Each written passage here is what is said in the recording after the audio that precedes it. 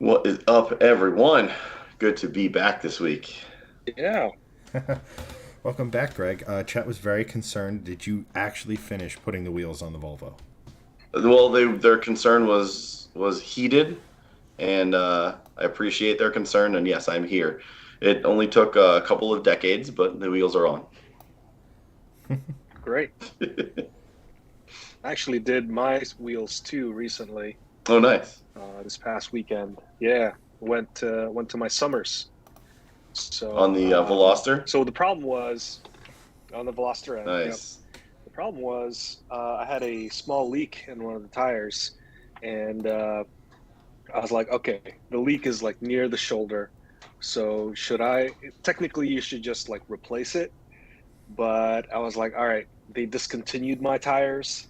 So I'm like, Oh no. do I have to replace the entire set? Yes, you do. So I was like, do I replace everything or do I just buy like a $20 plug-in kit? So I ended up doing the latter, and it works. Nice. All right, chat. All right. We got the question for the night. What is your favorite Fast and Furious movie, if you have one? I was telling the boys I've only seen one and two, and I think part of six and seven. I think what's the one right Wait. before Paul Walker passed away? Was that seven that they finished with his brother? Oh man, I don't really know. Might have been seven. Yeah, they all kind of blend Uh, together. But that one I watched for sure out of respect to Paul Walker because I knew he was a big car guy. Hold on a second. You've never watched Tokyo Drift I've never before? watched. I've seen like a few scenes because they were like ripped and put on like really shady Facebook Wow. profiles, and they got served to me in the watch feed somehow. So I watched like a couple of scenes, but outside of that, I've never seen the whole movie for Tokyo Drift. No, and Wow. everyone says it's So the you best should one of the whole excuse yourself franchise. from this questionnaire. I know. Yeah. and now we know why Greg owns Volvos. That's right. I can literally, you say Tokyo Drift, and I literally hear, like, I can't not hear Teriyaki Boys in my head. Yeah, right? Bum, bum, bum. By the way, that meme was perfect on today's Facebook page. Yeah, exactly. Yeah, we're getting a lot of Tokyo Uh, Drift loved in here, like, which is, we'll get to ours in a second, but it's up there. Fast Four Yeah. from Eric Hernandez. 1 and 3. Fast 69, huh? Good job, Chris. So nice he said it twice. Oh, hey, I see Lisa Barrow is on. Hey, Lisa. Hi. Hopefully, I'll see you tomorrow at the IMPA Spring Break event. Oh, nice. Hey, Lisa. Good to see you. Thanks for Yeah. joining. Take it easy on Hanson. He's a gentle flower. Um, I'm watching. Um, so Uh, yeah, lots of Tokyo Drift in there, huh? Yeah, Ollie YZ Not is surprising. saying he's watching Fast and Furious right now and thought, how TF?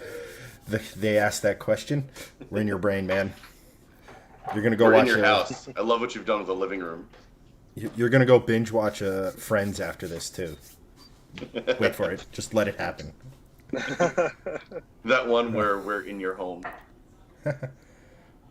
Yeah. We have a fellow Chad who says the first Fast and Furious, obviously.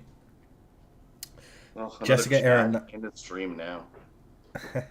Jessica Arenado is I think she's coming in here with a hot take with Fast and Furious 2, aka Too Fast, Too Furious.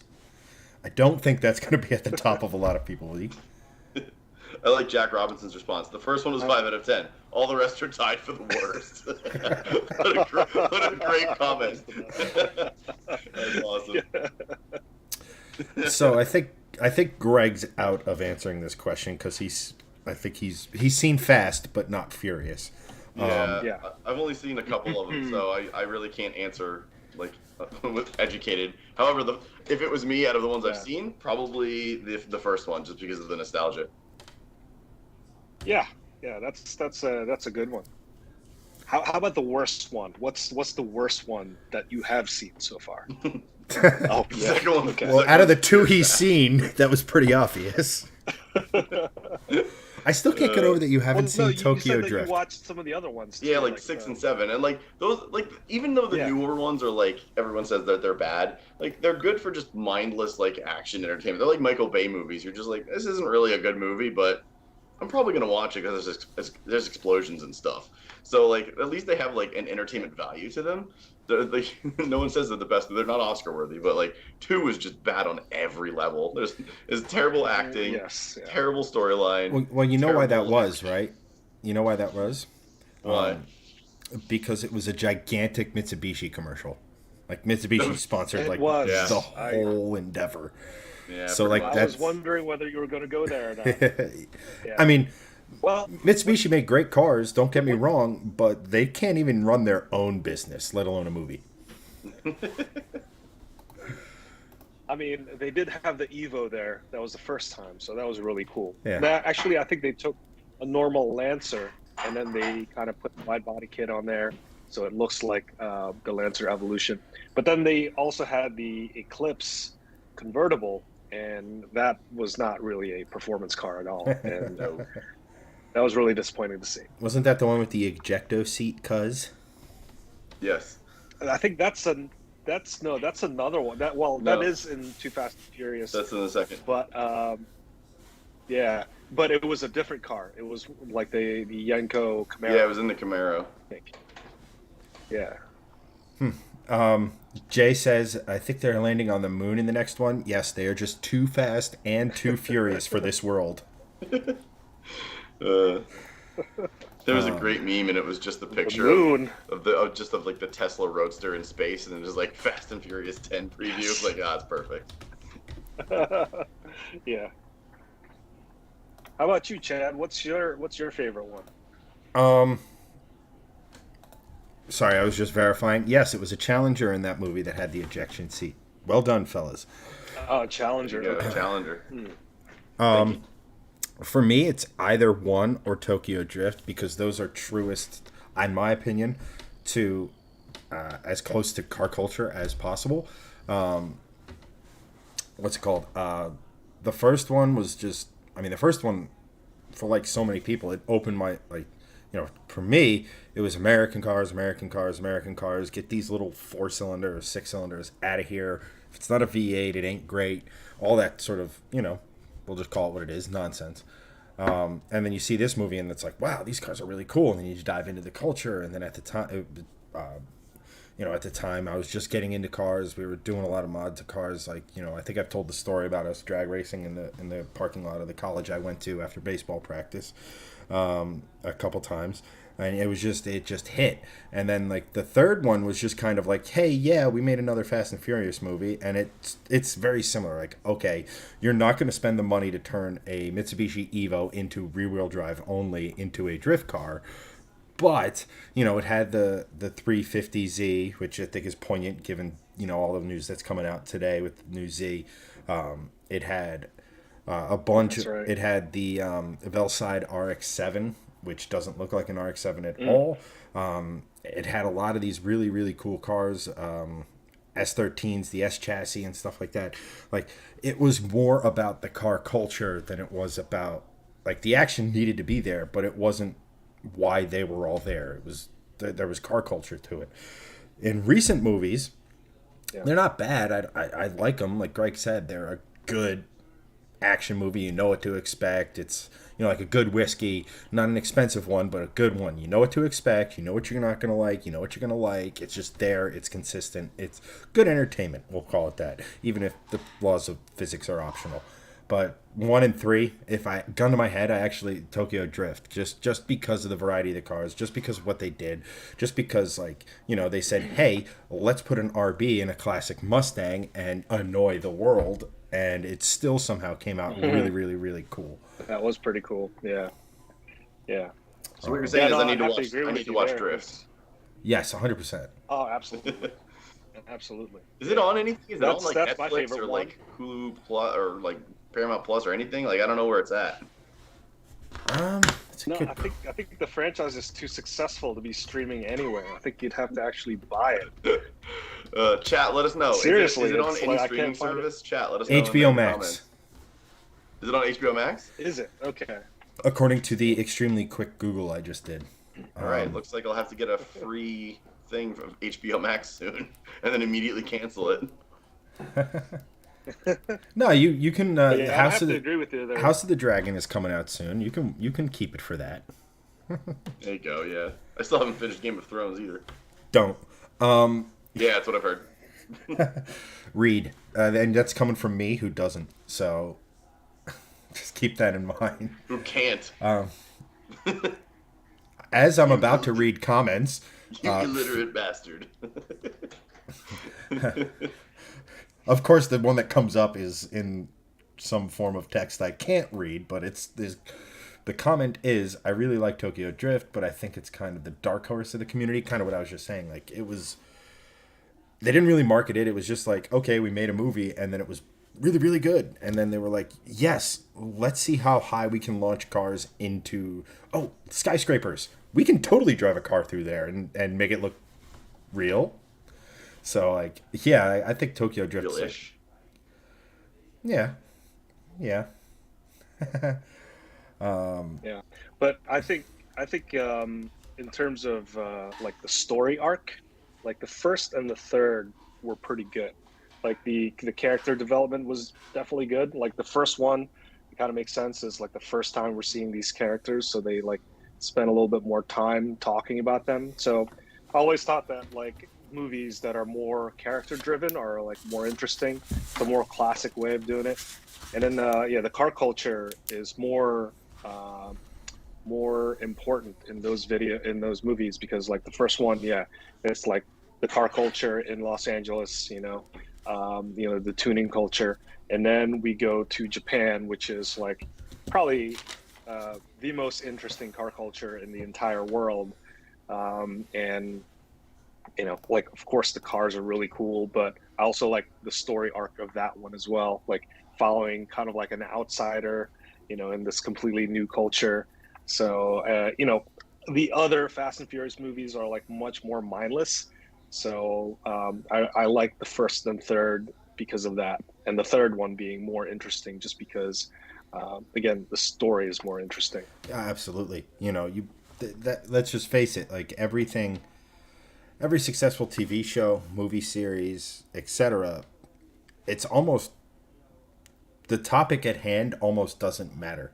If the characters are engaging and interesting and they drive a story, that's what makes for good entertainment. But the other ones, they just sort of, it was like, all right, here's what we want to do, make the story work, as opposed to just being original, because those were the two originals in the series, if you really want to think about it. The first one was the first in the series, so duh. And then the third one was a completely different cast, completely different story, all this other stuff. Yes, Vin Diesel makes a cameo at the end, but it was really, you didn't need, God rest his soul, Paul Walker or Vin Diesel or any of the other characters, and yet it was still, as we're seeing in chat, as we're seeing with you guys, it's up there as far as the star of the franchise, and wasn't really supposed to be. It was just another movie, and I think its popularity is probably what led to the 17 to 30 other films they have for it. So. Yeah, right. Yeah. Great question in chat. And, favorite car from the series. Let's get to that next. Oh man. Yeah. Yeah. Well, so that's my comment kind of goes along the lines of that question. Like in terms of like character development, all the other movies except for the first and third, like they don't really spend a lot of time talking about the cars. And like in these movies, the cars are as good as the stars. And like in the first one, you saw kind of like this wrecked Toyota Supra, $10,000 in overnight parts from Japan, and it like becomes alive. So you see like that transformation, and you end up rooting for the car, and we kind of end up rooting for the car in real life because Toyota Supra Mark IVs are like extremely overpriced and very popular now. And also in the third one, Tokyo Drift, you see kind of like the classic Mustang come to life with the RB going into the engine bay, and you see kind of like this this Evo 8 turned into a drift car. You see the hero cars, you see it often, and that's what we watch these movies because of the cars, and we got to see a lot of attention paid to those hero cars. So to answer that question, I think my favorite car out of all of them, and I think you guys can kind of guess what it is the Mitsubishi Evo from Tokyo Drift, the red one. Because I mean, I ended up buying that car. I think because of that movie. I'm not really sure, but it's an awesome Nice. car, and they turned it into a rear-wheel drive. It's got that big wang in the back. So Big wang. yeah, that's my favorite one. Greg, of the 4.5 minutes you've watched, what's your favorite? I would probably have to say, I think it was already mentioned in chat, but I think it's right there at the bottom, Dom's Charger. Just because, like, it's so anti what the origination of the series was about. It was about, like, tuner cars. And, like, that was, like, the origination of, like, true, like, I don't know, for me, like, American tuner culture was that muscle car era, back in, like, the 60s and, like, 50s, 60s, 70s. So I'm not a huge classics guy. I'm not a huge muscle car guy, but be honest, to be perfectly honest, when that car came out in the first movie, I did get chills because it was like really cool to see all that, like, heritage come back. It's, that's where like a lot of the origination of American car enthusiasm and car culture came from. I know that I know that the car, like, sort of like, it originated in Germany with Mercedes-Benz and everything, but, it was really like mastered here in the United States with like Ford and the production line and, GM just sort of like taking over the world for a while. So I really liked seeing that, harkening back to yesteryear with Dom's Charger. I thought that was really cool within like a tuner culture kind of movie, like a modern tuner culture kind of movie. Yeah, so there's a lot to choose from, right? So you have the R34 Skyline in Too Fast, Too Furious, the Supra, all kinds of stuff. You even have like an Escort Mexico, I think it was, or no, I'm sorry, Escort RS 1600.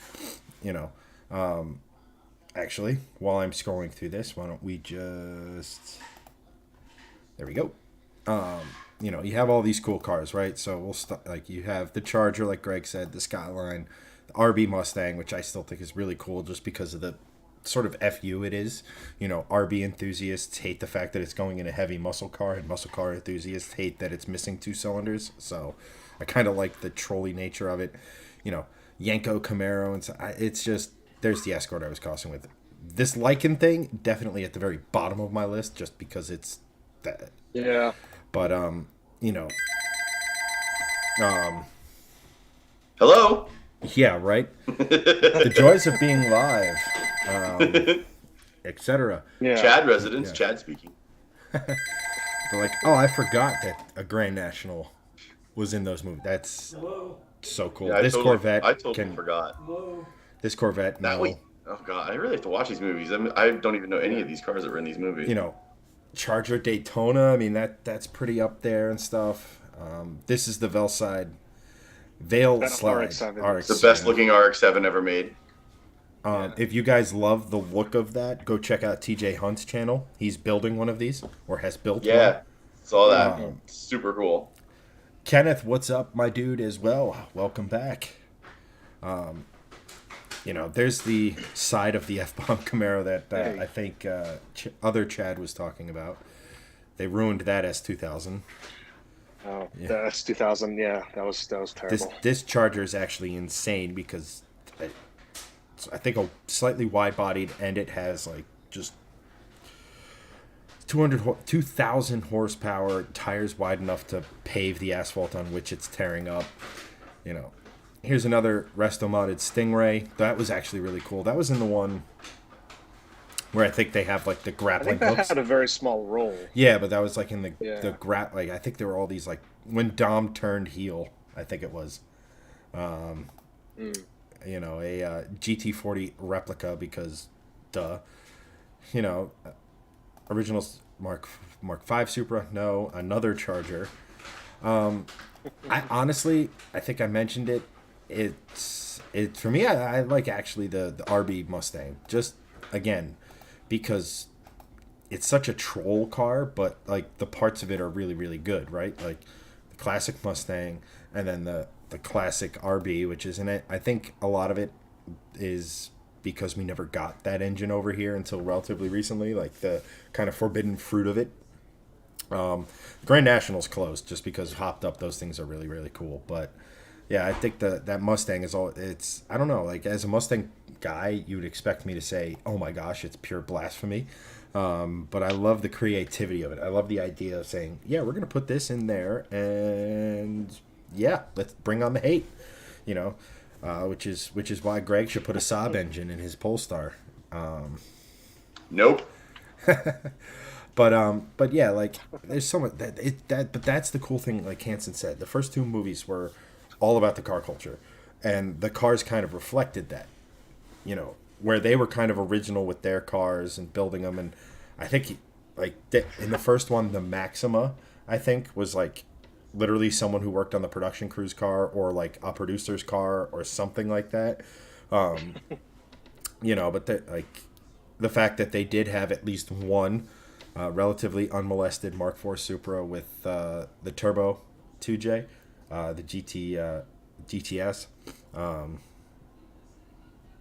But like, yeah, like it's just such a cool movie because it introduces cars to people who wouldn't be interested in cars without like the story and everything going along with it and stuff. So like it was definitely, it's like a lot like Top Gear like did that for a lot of people because like people, I have friends who don't care about cars but would go back and watch Top Gear, Grand Tour, you know, the Clarkson May Yeah. Hammond trio. Like they were entertaining on their own, but like the fact that they used real cars in these, like the Evo you spoke about, Hanson, was an actual build. It wasn't like they just sort of made, you know how they do with a lot of the movie cars now, where it's just the tube frame chassis and engine and they put the bodywork on it. It was actually converted to rear wheel drive for like, I don't know if it was for specifically the movie or Yeah. if it, but the build happened. It was real. Where a lot of these cars are kind of poster cars, and then you see like, I think Freddie bought like one, and I know It's from the Need for Speed movie. B Right? is for Build is building a mid-engine Mustang out of what was a Veyron from Need for Speed, but it's all these basically these kit cars that go together and stuff. So I think for Fast and Furious, there's a cool YouTube channel. I think his name is Craig Lieberman or something like that. He was one of the producers, or he was one of the people that got cars for the movie. Consultants, I And think. one of his, like a couple of them were his personal cars, and he tells the story about how they got like all these cars for the movie. So if you guys haven't, go check out his YouTube channel because there's like a ton of different stories on yeah, what these cars came from, how they like came to be, what's real, what's not. Like it's really quite interesting. yeah, like he was the guy I was mentioned about that his Maxima was featured in the first movie, and then the GTR, the R34 in the The orange Supra is his too. yeah. Ah, yes. Yeah. I think a couple. Yeah, the R34 was his. I didn't know the Maxima was his, but yeah, the orange Supra was the one that brought me to his channel. I was like, oh, so this guy sort of knows like how this all happened. So it's pretty fascinating to watch.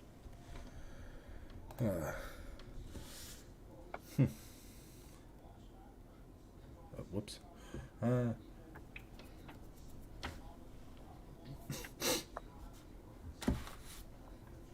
right. Let's zoom in on Greg. No, it's not. But let me. This actually brings up kind of an interesting question. I'm not talking about classics. I'm not even talking about like modern. So let's just say roughly 2000 onward. Can you guys think of any other car-based movie? You know, like a Baby Driver or something, or the Transporter movies or something like that.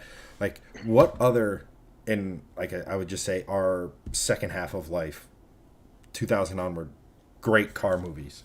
Because like the obvious, you know, you think Bullet and things like that, but like I'm just trying to think. Gone in 60 Seconds. Yes, Yes, Do that not was Great do car cool. movie. not mention the star car. Yeah, She Who Shall Not Be Named. We might get sued. Yeah. Yeah, by the original movie of My- all people too, not even like the Nick yeah, Cage right. iteration. Yeah. Yeah, the remake of that. What's the guy's name? What's the guy's name from Harry Potter? He Who Shall Not Be Named. Voldemort. Mm. Yeah, it's Yeah. Voldemustang. Yeah. That's what it is now. Um, Yeah, Gone in 60 Seconds is one. Off the top of my head, I really can't think of another. Maybe Drive. I can't Drive think of was another good. one either. yeah, Drive was really check. Can you good. think What of any about more one? recent great car movies? Let us know The because one about F1, Drive was good with Oh. yeah, that was good. right. Ford versus Ferrari. Oh yeah. Ford And the versus one about- Ferrari. the one about Niki Lauda and James Hunt. Yeah. That was Rush. good. And then yeah, Ford versus Ferrari, which just came out. You know, they're doing a oh, what the hell is that? There's another one in production that's like a period piece like that. That's really cool. I heard they were doing like a Formula One inspired one, right? And it's not that old Sylvester Stallone movie. Oh, Driven. That was pretty poorly done. Driven, yeah. I you think mean they're you making a mean new Rocky one. in an Indy car? Something like that. Yeah, and point of correction, Mike just said in chat, it's not Drive, it's Rush, not Rush. The F1 movie. Rush. Rush. Right. Not Drive. Drive is a completely different movie. I think Drive is the one, or Yeah. Driver or something. It was one with Angelina Jolie and that guy where they're doing like bullet curving and stupid stuff like that. I don't remember, but it's that movie that I was thinking of the title of, but for Rush. Yeah. Doug. I'd say Ford v Ferrari is like the latest really good car movie. There hasn't been a lot of great like car-based movies, but yeah, Ford v Ferrari is kind of like a more classic. But I like that they kind of had a lot of the correct period pieces. You know, it's a very important story to tell, and like they got like a lot of those details right. It's not all of them right. Yeah, well, you have to when you're making a movie, right? Your object is to make money, and if you made it 100% correct for guys like us, you wouldn't make any money because the general public would just be like, "What are they talking about?" You know. So, but no, they got a lot right in it.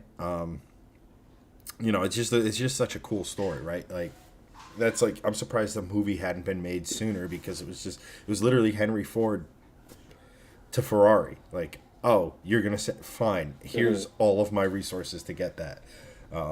Yep. Which makes Here's a big middle finger.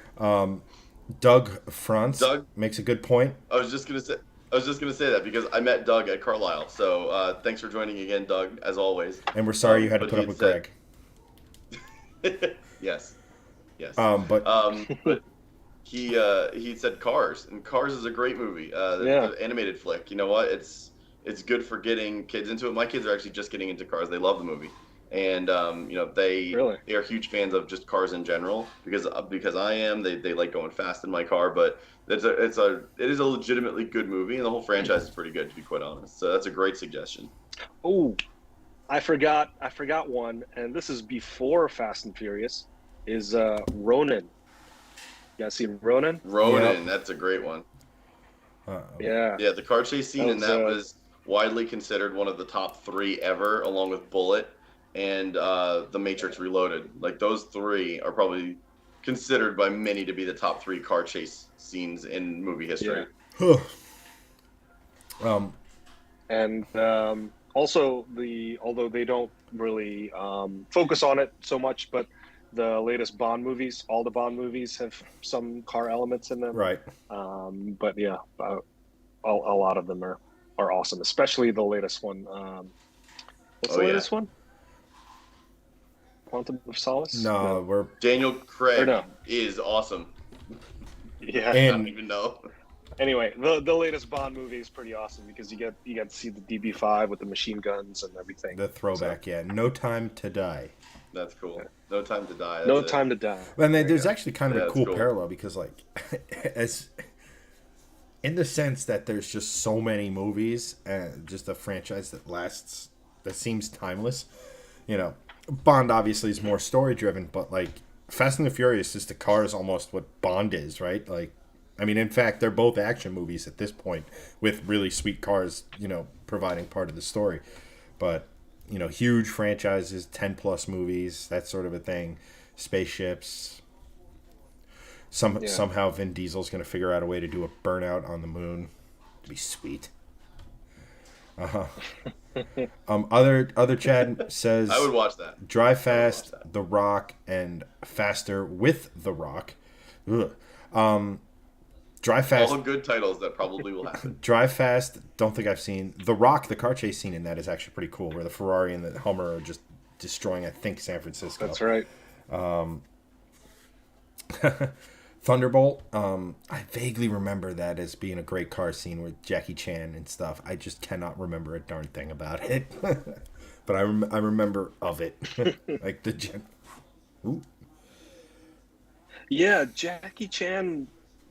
He's in love with Mitsubishi Evos actually, and there's a couple of movies where there's always like some sort of a Mitsubishi Evo somewhere in the background. That's pretty cool.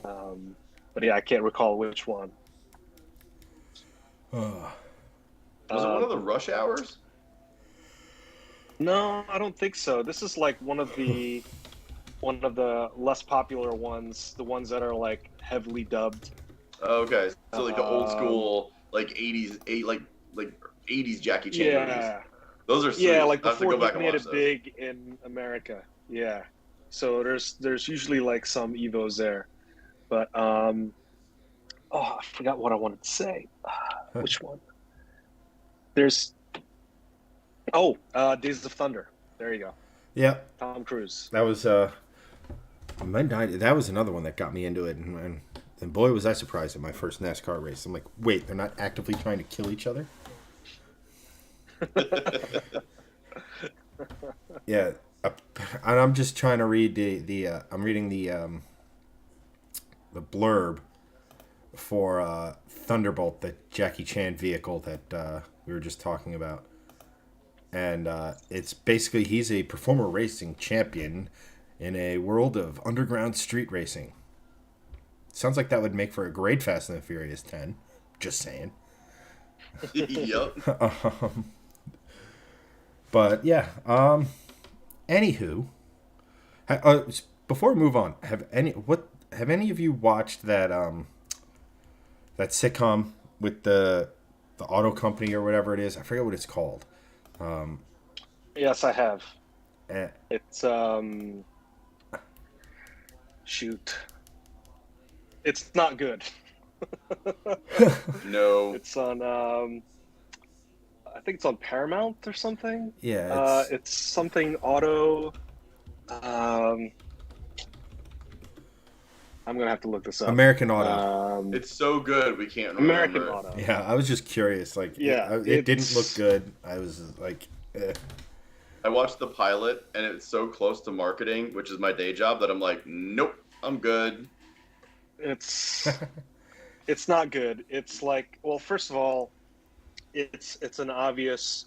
Well, they did not spend any money making interesting looking cars.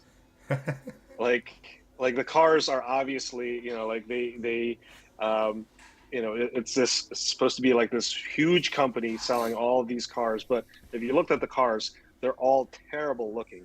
And I know this is just a method to sell or tell the story, but it's like it almost unbelievable in that, like, how can this company be so successful in like selling these extremely ugly cars?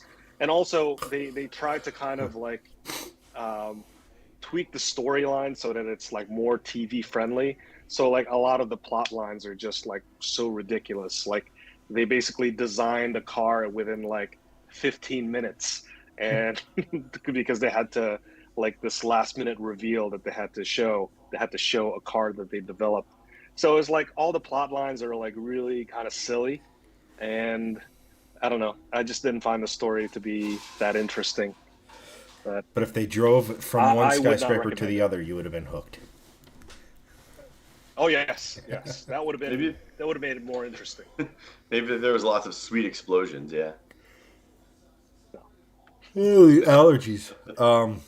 Hey, Antoine's in the chat. It took you a whole 35 minutes. You're gonna have to come in and speak We with were wondering if management. something happened to you, man. Being late is unacceptable.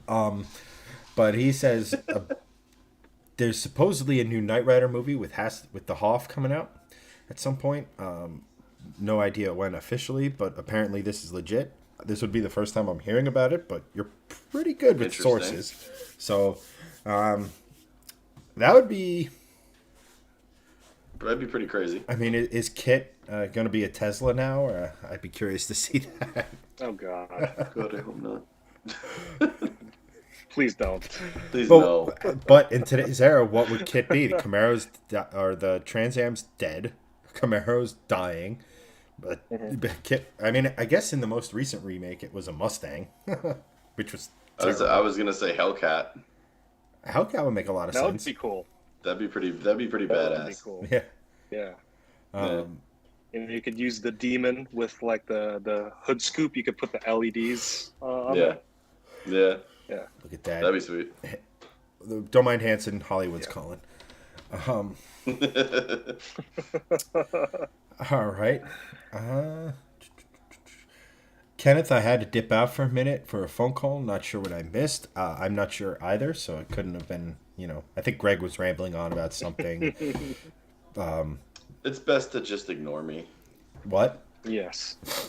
Yeah, Chad knows. All right. So we've got some news today, huh? I don't know if you guys have been watching your feed. We've got some news. What's the news? What's the news? The new Z is out. Did you guys see that? New Z is everywhere. The today. driving impressions, anyway. Yeah. What's that? Methinks an News embargo is got everywhere lifted. Yeah. Yeah. The driving impressions are out, and then the pricing has also been revealed. So, what do you guys think about that?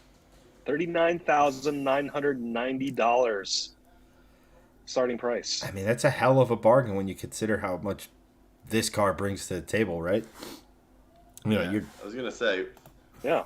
for what it does, 40 grand is a pretty impressive price.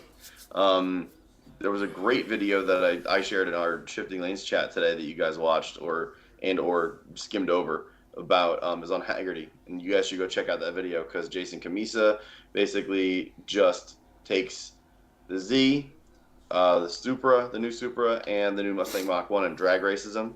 But there's also a special guest in that video as well of a Vantage 2010 Vantage V8 from Aston Martin, or V8 Vantage, I should say. And honestly, the Z is very impressive. I won't ruin the video for you. You really should just go watch it. Honestly, it's impressive. 40 grand with what it does, very impressive. Yeah. It's still more expensive than the 370Z when new. Which it should be. But It's a better car. we get adjust for inflation and stuff. So like, still, it's more expensive than the older version. But yeah, still a ton of car. We're looking at $2022 basically. A ton of car. I feel like they're losing money on the base sport model because they do strip a lot out of it. So the pricing goes under $40,000 for the sport model, and then if you get the performance package, which I don't know what they call that, it's like another 10 grand, and it gets you. I believe it's called 19-inch aptly wheels. the performance package. The performance package, okay. And it gets you the limited slip diff, the clutch type. Good to note on that Haggerty video, they did use the performance pack. So basically, they were saying like $50K for any of these cars is what their baseline was. So it did have the performance package attached to it. So just note that if you do watch it. Okay.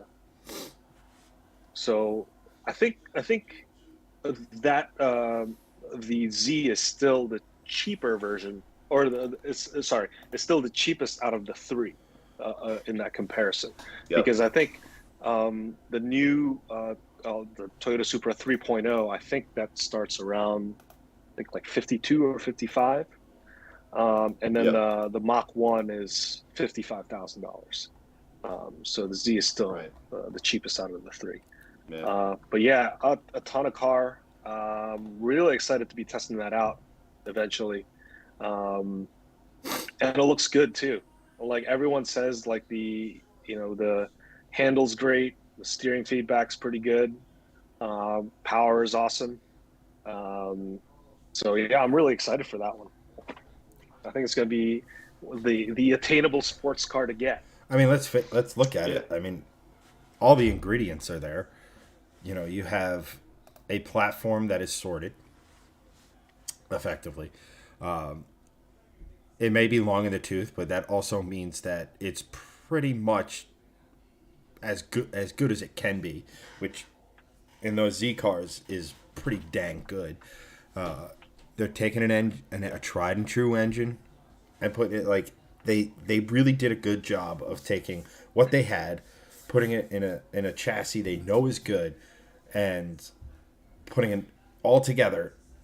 And it $40,000, 50. I mean, even at 50K with the LSD and all the performance package goodies you mentioned, it's a hell of a bargain. Because what the 6-cylinder Supra starts at like $60,000, $70,000, you know, and I don't know. I think this thing is going to sell crazy. I think it's Yeah. the JDM revival car everybody thought the Supra or should be. Whether you think it's still just a great car and you need to get over the BMW-ness of it, or you're just bummed out that it's not really a either way. The Z is 100% Nissan, 100% in-house. It Yeah. you know doesn't try to like it harkens back to the old days. It's got I'm with you. I can't wait to get my hands on one and drive one because for a new car, it's going to be incredibly sorted. And from all that I've seen, the interior and stuff like that is pretty upscale given the Nissan nameplate badge. So yeah, I mean that thing's gonna be a rocket Yeah. ship. It's gonna. I mean, when you're rivaling the Mach 1, that is some pretty heady company to be in. And Yeah.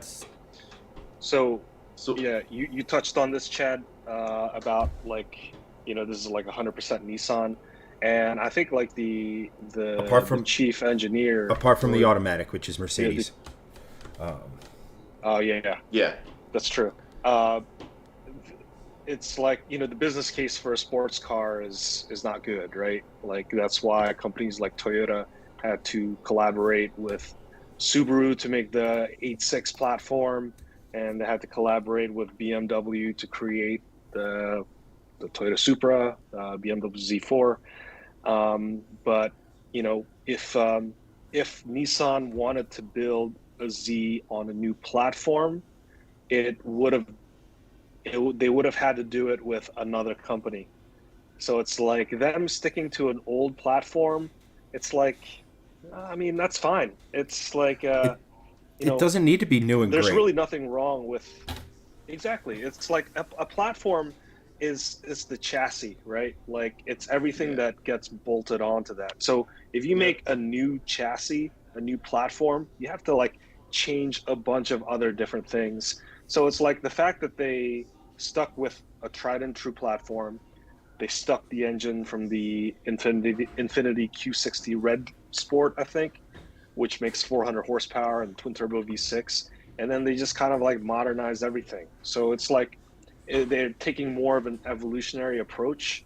Granted, it's based off of the 370Z, which is also based off of the 350Z, but It's also yeah, based off of a cart and it should be a horse. No, I'm kidding. But to your point, yeah, that's exactly it. To your point, like yeah, in this price point, being the fastest is not as important as being the driving feel, right? And I don't know anyone who's driven a Z, whether it be 350, 370, G35, G37, anyone who's driven any of those cars and come back and said, yeah, this is dull, boring, and a death machine. Like, They are all Yeah, really, the really the good. the Z's, the modern Z's always get kind of crapped on for like, oh, they sound terrible because of the VQ, but like no one really, everyone focuses on that, and no one really focuses on like they're quite good drivers' cars. Like one of our first press events was IMPA Test Days, and IMPA is our local. If you guys don't know what it is, IMPA is our local sort of. It's like a regional press association for like automotive journalists and like up and coming automotive writers and stuff. And back in the day, it was really popular with like a lot of Jalopnik people. Mike Spinelli was actually was the president for a long time. So it's like this legit group. It stands for International Motor Press Association. One of the first ones we went to was back in 2014, I want to say it was, and they had a 350 or a 370 Nismo there, and it was honestly my favorite car of all of them that we drove that visit. And there was a Bentley there. There was a Chevy SS there. There was a GTR there. We got into all these cars, and all of them were cool and amazing. But the 370 was just like, it felt like a cockpit. It felt super like tight planted. Everything was focused on the driving experience, and it was just a really impressive car to me. Like that totally changed my perspective of Z's forever. And they've always been like really good about being a good driver's car, and it definitely, from what everyone's saying in these reviews of the new one, it definitely continues and shines through for sure. Yeah, yeah, and I mean, yeah, it's a great looking design. You know, they have a lot of um, um, design cues from older Z's, like the rear taillight and like that square opening from on the front. Um, and yeah, when I went to the New York Auto Show, there were two Z's there, and it looks really good in person. I mean, you have to see this thing in person. It it looks a lot better than the photos. Just looking at the photos right now, the Z, it it looks awkward from some angles, but when you're there in person, it's good. Yeah, it actually was at Carlisle. We'll talk. I guess we should maybe touch on that a little bit too, a little later. But Carlisle is this past weekend they had the import performance nationals in Carlisle, Pennsylvania. It's a big like fairground, and they do stuff there. But they had the Z there, and I saw it in person. It's pretty gorgeous. I gotta be honest with you. I mean, to me, like I like the way the new Supra looks, but I think the Z looks better Hmm. from a Yeah, design I'm gonna have to perspective. see them side to side because I don't know. I like the Supra. Love that wide body look, but yeah, I'm gonna have to see them side to side. I think to really judge which one's better. But since you mentioned it, you were at the special event this past weekend. Can you tell us more about that? Yeah, so basically, whenever someone says, "Were you at Carlisle?" or if you ever hear that in conversation with automotive people on the East Coast, Carlisle, Pennsylvania, it's sort of in the middle of nowhere. It's about 3 hours from New York City and about 2 to 2.5 from Philly, like west into the middle of Pennsylvania. So it's this big fairground. You can camp on premises. It's basically just a big open space with like a couple of roads running through it. There's like a burnout pad. There's an autocross and drifting track. There's like exhaust competition, like little drag strip up a hill. But it's like a big car meet, and it's one of the bigger car meets I think on the East Coast, and it's definitely one of the biggest car meets for Volvo people and Saab people specifically because I found out this time it's actually Saab's national meeting, and they have this Huh. like big like all of the enthusiasts, the Saab enthusiasts, they have this huge like almost Ringling Brothers like tent that like they're doing like seminars in there. It's like it's crazy. You walk by the tent, they're doing like speeches and stuff like half the time. Like this is nuts. Wow. And they always win like uh the most people there, and it's like several hundred Saabs show up, like 400 or 500 Saabs show up every year. It's crazy. But Volvo's is Crazy. like it's like one of the larger Volvo meets.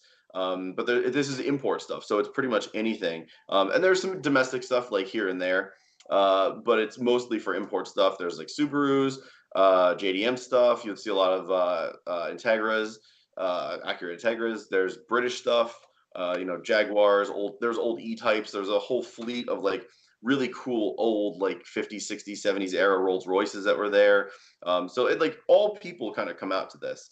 You'll get everything from totally redneck stuff to like really high class stuff and everything in between. It's a really cool meeting, and everyone just conglomerates there. You can camp on premises. They do have like autocross. So if you autocross your car, you can go there and do like a Oh, timed cool. thing and win. They have a drift. They have a drift event. They have a burnout contest. They have an exhaust competition, which is open to anyone if you want to just enter it. And it's all about like the tone of the exhaust. It doesn't have to be loud or modified or anything. It could be a bone stock car, which is what I did. So I entered mine, my V60 Polestar, my Volvo V60 Polestar, in the competition. And that video are actually coming out with, I believe, this or next week on our YouTube channel, Shifting Lanes 2. So go subscribe there if you haven't already. And it's just a really cool event overall. You know, you meet a ton of new people. I met amazing new people. People were coming up to me that know us from YouTube left and right. It was just like, hey, you know, it's the Shifting Lanes guy. I was like, oh, thanks for watching. I appreciate it. It was actually really cool, and it was really cool to meet everyone. I know a couple people. Doug Franz who's on stream a lot, commenting on our stuff. He was there. I met him. So thank you to Doug for coming up to me and hanging out for a while. We're walking around with a big sign that says, hey, I'm the Shifting Lanes guy, right? That's probably why they spotted you. It was actually just a big sign that said like, share, and subscribe. So they put two and two together. Oh, okay. Yeah. But no, it's a really cool show. Cool. And you actually camped there, right? So what was it like using the V60 Polestar as like an overlanding vehicle? So yeah, I'll throw some pictures into the YouTube video as well when I put those up. But basically, I have a tent that you can attach to the an SUV or a hatchback or a wagon. And basically, what I did is I just laid the back seats flat. I'm short. I'm only 5'6", so I fit pretty well. Anyone over 5'8" would have just like their legs are dangling out the back. It's not a long car, but I like hitched up the tent to the car and basically slept in the car, and the tent was my living room and housed all my stuff, which was awesome. So it was a blast. It was really fun. I didn't get 2 hours of sleep because everyone had generators running all night around us. But it was really, there you go. Thanks for bringing that up, Chad. Yeah, so this is the setup. Basically, it's a tent that I don't have roof rails, but you can attach the tent to the roof rails to help anchor it down, and those straps on the front are actually on the wiper stalks to just like sort of keep it in place. It's not really that load bearing, but it's just kind of keep the wrap around your car. And basically I hitched that up to the back. I slept in the car, and then right in the tent was all my stuff. But I used the tent for, changing, getting ready, getting gear together and stuff like that. So it actually worked out pretty nicely, and it was a lot of fun. I definitely got some looks. That tent you didn't sleep in, you slept in the car? Well, yeah, because I thought it was going to be interesting.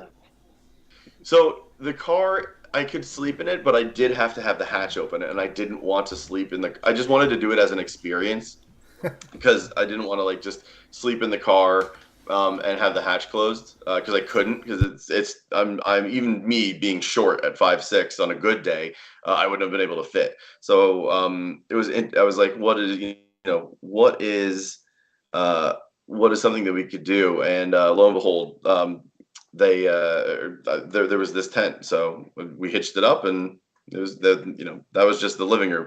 Next time, what I could do is use the tent as the basis, in the car is just like the gear area, which is a better idea. But I wanted to sleep in the car just for experience sake. Nothing quite like sleeping. It's actually quick. Nothing like sleeping with open windows in a public area. I had the windows all cracked. I didn't open them fully. It's cool. This is proof that you can actually, you don't need like a big SUV to be doing things like this. Like you could just get a wagon, right, and it'll be enough. 100%. Whoops.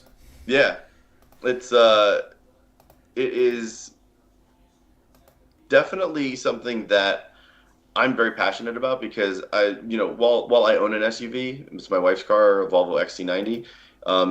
For most normal tasks, you don't need an SUV. You don't. You need, if you want a big wagon, just like just an example. Volvo V90, it's longer. You got more utility. It it will do literally everything an SUV does, except for maybe just a little bit less, cargo room vertically, and a lower seating position, which I prefer. I like being a little bit lower to the road, a little bit more connected to the road. But I know a lot of people don't. But I don't know. In your natural day-to-day I'm all life, for you're wagons. closer to the road. What's that? I said in normal walking around day-to-day life, you're closer to the road. Greg's short. Sure. Thanks. I am sure. But Hey, anyway, sweet bottle. hey, yeah. If you want, you can check out our merch store and get this awesome Shifting Lanes bottle. If you're a Volvo fan, we've got a Swedish flag. If you are a USA fan, we have a USA T-shirt, and I'm going to put all of that design on bottles and other T-shirts and hoodies and stuff within the next coming days too. So I think it's a cool series. Maybe we can blow it out if you have more different cars. We could do German flag for like all the Bavarian stuff. We could do Japanese flag for JDM stuff. And Australian flag for like Holden things. If you want us to blow it out into like a whole Shifting Lanes logo with flag series, definitely chime in. I think it's something we could do, and I think a lot of people would like. But if you're a Volvo fan and you want this one, you can go get it right now. And we'll toss the link in our in the chat so you guys can go check it out. Mason says, "Yo, Yo, Hey, Mason, what's going on? Mason, sup, bruh?" Antoine explains his lateness. Not sure I'm going to accept it. We're going to have to put it on review. Paul, sorry for my lateness. I actually have an on-site hiring day tomorrow with Delta Airlines at Orlando Airport. I think it's no interview. It's on the spot hiring, so I'm just doing some ironing before I go to. All right, well, fine. If you're bettering yourself and getting a better job, I will allow it. Yeah. Good luck, by the way. All the best from us. Yeah.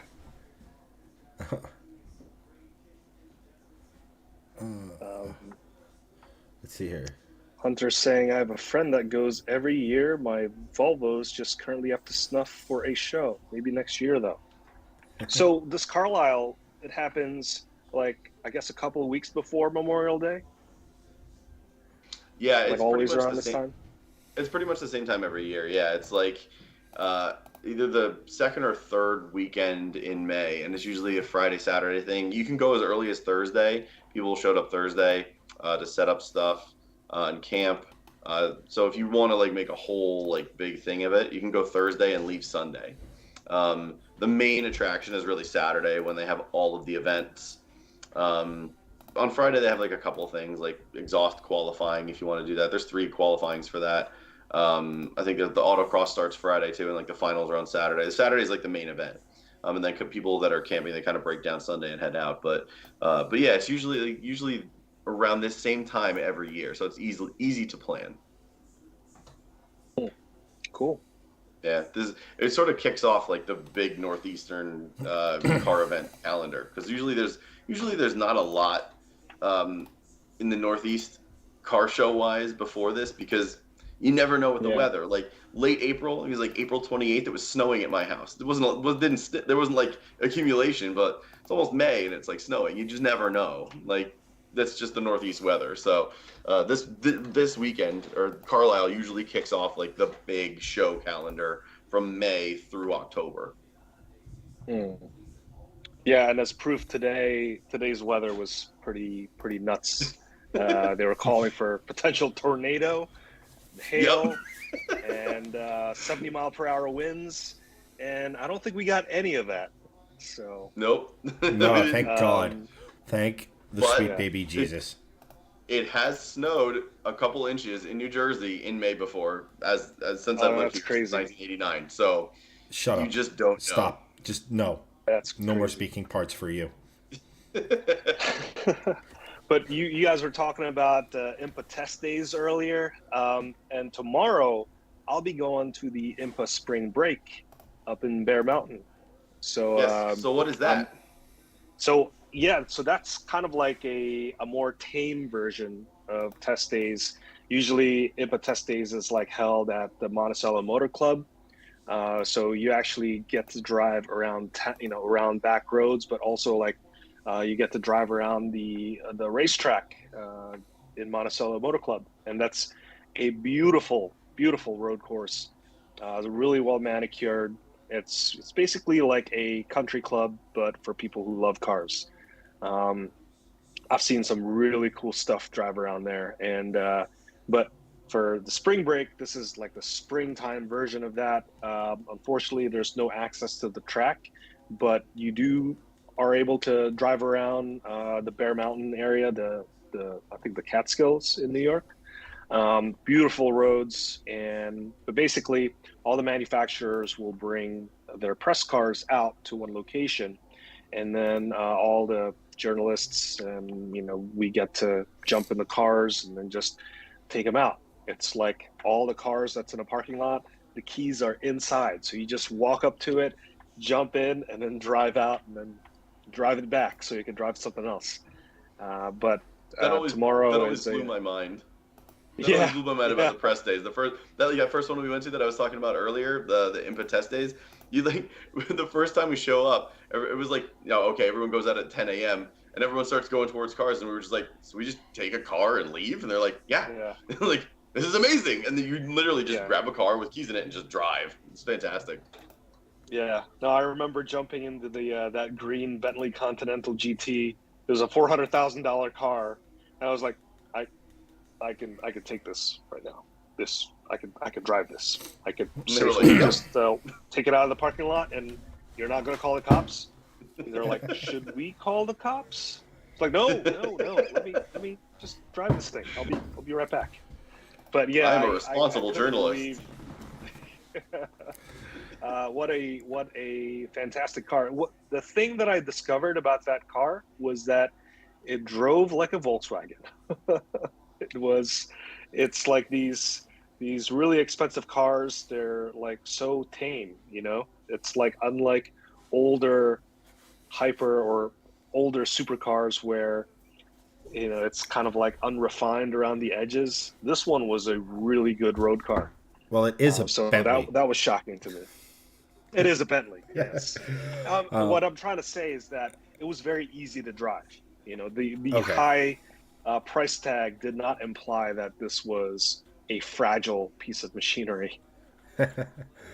Yeah, I remember one of my best test days memories, apart from the so wait, I could just do whatever the hell I want for the next 20 minutes with this elk? Sweet. All right. I remember one year, I think it might have even been the last year I went, before everything, and they had an F-Type SVR, I think it was, or F-Type R, F-Type SVR, I can't remember, but it was all-wheel drive. It was the SVR. Yeah, Greg would remember. And Greg drives yes, it, comes back, say it's making a weird noise, and they turn to me and go, "Here, take it for a spin on the track, and tell us what's wrong with it." I'm like, do I get paid like a Jaguar test driver? What's going on here? So I didn't even make it. I don't even think I made it down, and it was clearly something internal to the front driveline. My guess was. Was that the SVR or the Project 7? No, this wasn't the Project 7. The Project 7 we didn't drive. We got driven in. It was a red R. I remember it because it was a 2018. Oh, it was yes. a 2018 R. Because I remember it was the year after I took out the manual V6S, and the clutch would not engage on the long straightaway because of how many people were beating on it so badly. I was like, man, this feels a little sloppy. And then I literally I was onto the long straightaway that they have, at least, because their big long straightaway they chop up for us so that you can't go crazy fast. But the straightaway that's long enough to get over 100 on. I went from first to second, and then I tried to go from second to third, and nothing happened. And then from third to fourth, and nothing happened. And I'm like, I'm gonna coast the rest of the way. The clutch was just so roasted from everyone not knowing how to drive a stick properly that they were like, "Yep, we're taking it off." And I'm like, "You guys really need to not have this car." So yeah, same thing happened to Chad. I remember it was. So what you're saying is yet another car fell victim to you killing the clutch. Well, I was just going to actually say that. The only reason I knew what happened to sharing this story. Not in my presence. No, because Chad will always call me out on that crap. But no, it's funny. I was just gonna mention that. I was like, having that experience at test days was the only reason I knew exactly what happened at the drag strip with my V70R. Because I like started to grab gears and I'm like, nope, this has happened to me before. Gonna coast. And then I actually did get it into like fourth, thankfully, and was just like able to get it down. But I'm like, nope, I know exactly what this is. Same exact thing happened to me. Oh gosh, Yeah. I love you, Greg. Uh, So on to Hanson's one of my favorite. cars that he's killed. No, Yeah, I'm go sorry. ahead, Chad. No. I was just gonna bust on you for how 3, 4, 5 times on the side of the road, but your story is probably more interesting. Just so chat knows, I'm an equal distributor. Just saying, I bust all balls. But I was just gonna say one of my I think my favorite test days memory is of a car that I wasn't driving, but I was driven in, was the Ford GT. That was a true experience. Um, it kind of sucked because it was in the morning and like the track was still damp, and the driver was like, "I'm not wrecking this $500,000 car." But the one thing I do remember Sissy. about Good the Ford call. GT is, yeah, it was how cramped it was. It like I was brushing shoulders with the driver. It was like we were so tight. Was that the It's a car, or really you were just wide scared car. and was trying to like terrified toddler just? That was a partial reason, you know. And the guy was like, seatbelts. You gotta stay on your side.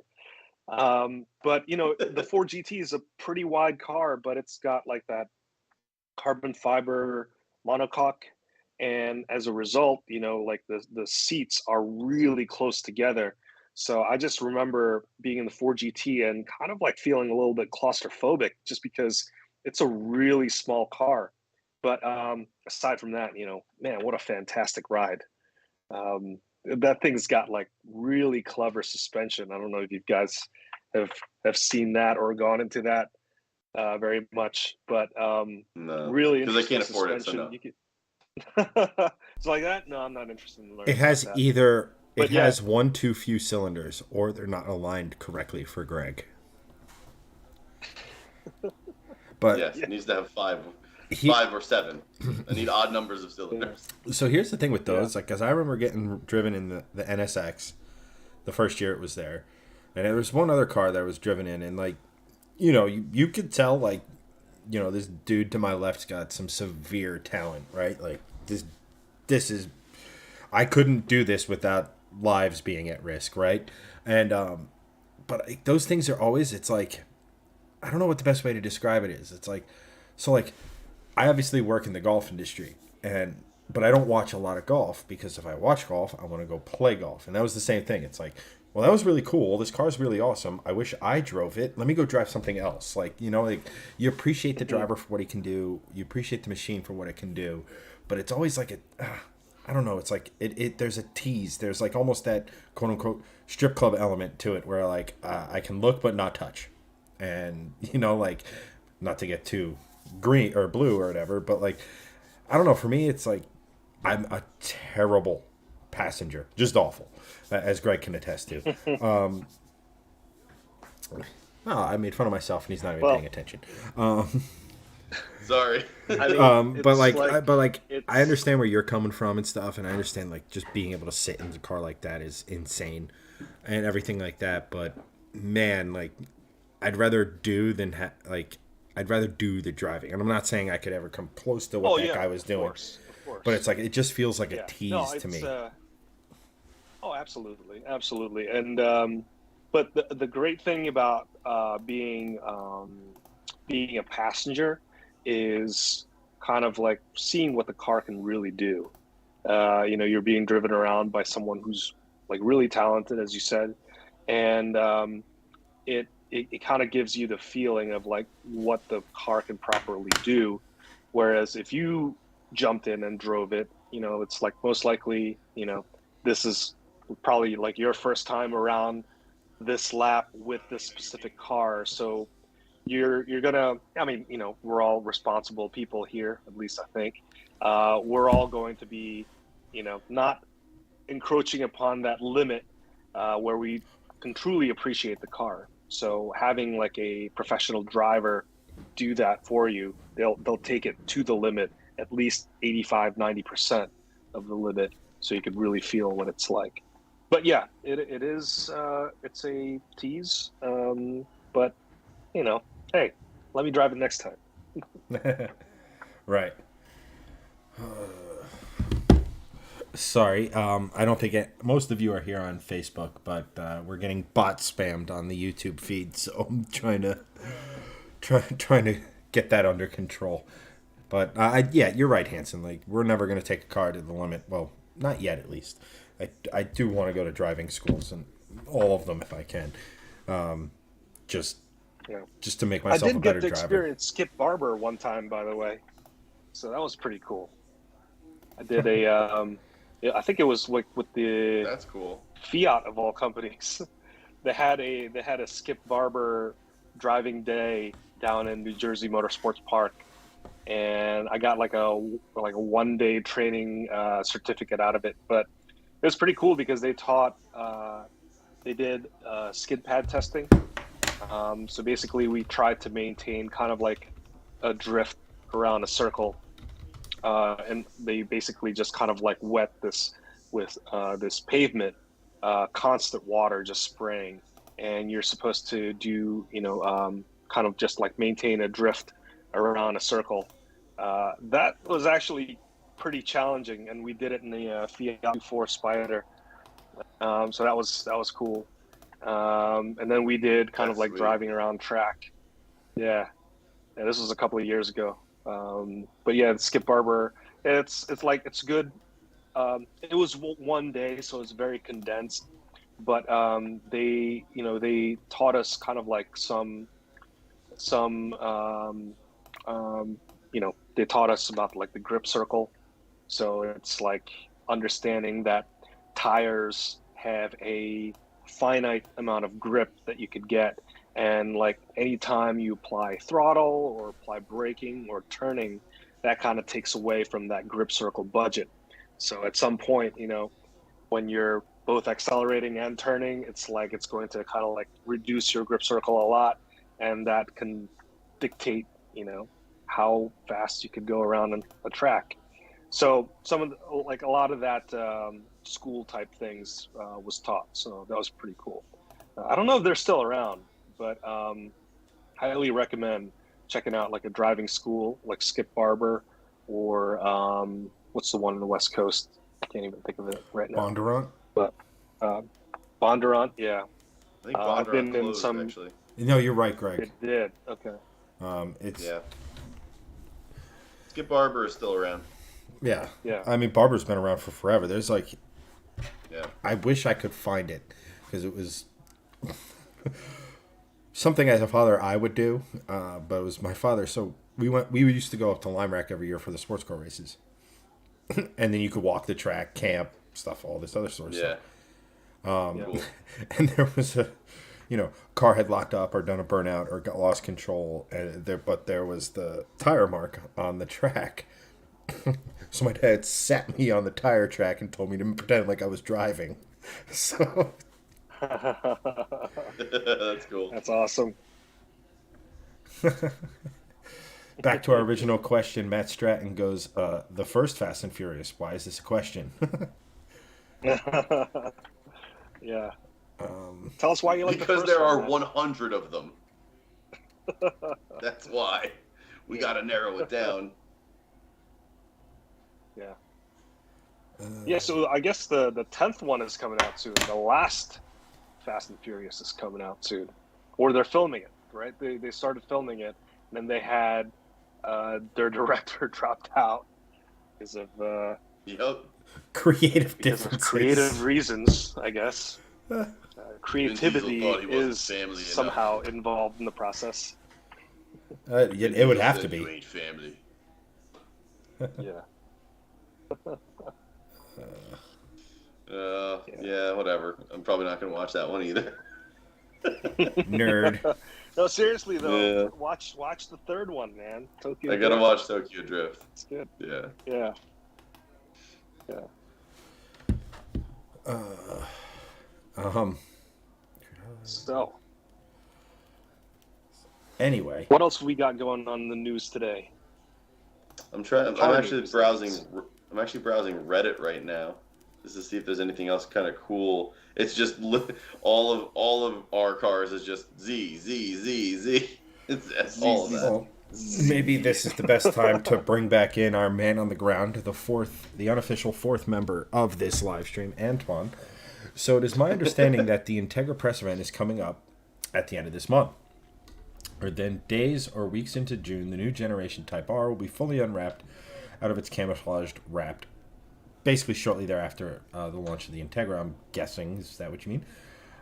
If Honda and Acura out of Torrance, California, I don't know why both brands don't fully debut both cars at once, since they're both out of the same North American HQ. Well, this last part of that is because if you do it at the same time, you only have the news for a day. You spread it over a couple weeks, you have the news over a much longer period of time.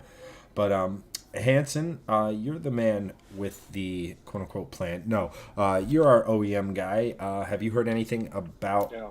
Integra launches or press events or anything that you can speak to in the public about? Yeah. The Integra launch event, I'm not familiar with it, unfortunately. I'm going to try and improve that relationship with Acura, hopefully tomorrow when I see their PR person. But the Type R definitely is coming out soon in June. And so, I mean, even though they're the same company, right, Acura and Honda, it's never really a good idea to kind of, launch two cars in one day or in like one event. It's like you just don't want to take, you know, you don't want to take the steam out of each other's launches, and it's best to just kind of like split them apart. And the the new Type R launch, that's a fairly serious one because, you know, it's a Civic Type R. I mean, it just set the front wheel drive record at Yeah. Suzuka, and it's most likely the king of the front wheel drive hot hatch or front wheel drive car. And it's a new platform. So it's a pretty serious one. I don't think they would spoil it with, kind of like a more tame version of basically the Honda Civic Si. So I think they'll launch separately per usual. Fair enough. Greg, Interesting. your thoughts on the Integra and the Type R Civic? Um, I don't know. I like that they brought back the Integra, but I do wish it was sort of different. Um, I don't think it deserves the hate it's getting, really. I think that's like very. I think it's very. I don't know. I don't know the word I'm trying to say, but it's maybe misguided a little bit because everyone saw the renders. I think we've had this conversation before where the rendering industry is kind of like ruining cars a bit just because you can kind of do anything, and some of the renders out there for like the new Integra were amazing. They were so cool. They harkened back to like the 90s one that made the Integra like really super famous and tuner famous and internationally famous, to the tune of where Integra Type R's are now going for 80 to $100,000, good ones. um However, I like that they brought it back as not a crossover, like what Mitsubishi did with, the Eclipse Sport Cross or whatever the hell it's called. They made a enthusiast forward four-door sedan based on a known platform that's going to be very good, which is the Civic. And, you know, they're going to have a Type S version. I think that's really cool, but you know, I can't really. I really have to drive both to make an educated decision on like either or. Right now, the Civic Type R just gets my vote because it's looking really awesome from the spy shots, and like Kansas said, the Suzuka lap record, the front wheel drive lap record by almost a full second over the old Civic Type R, um, the limited edition, which was like really even more track focused. So I think they're both really cool. I'm glad the Integra's back. I'm glad it could potentially be a new tuner car out there, with slight differences from the Civic. But you know, I give the leg up to the Type R since there's no Type S right now. I'm glad that they're both here still, and that the Integra is not a crossover. That's where I stand on the whole thing. So as long as it's not a crossover, I think I said that correct. Cross Joker. You're okay with it. Yeah, I mean, I'm fine with it. Like I said, like same thing with the Supra. Like it's they're bringing back nostalgic nameplates for the not just for the sake of doing so, just because like that they want to continue the lineage. And I think in certain aspects, bringing back the name to a brand that one could need it with Acura now. They really kind of would benefit from an Integra being in the lineup, and now they will, which is cool. Because what was it the TSX or whatever the small one was called, the ILX, I think it was ILX. It was such a meh car, and it was really just a real quick, Greg. Civic. Kenneth, yeah. Sleep well, my dude. Thanks for hanging out. Have a good one and good luck. Thanks, Kenneth. I'm back.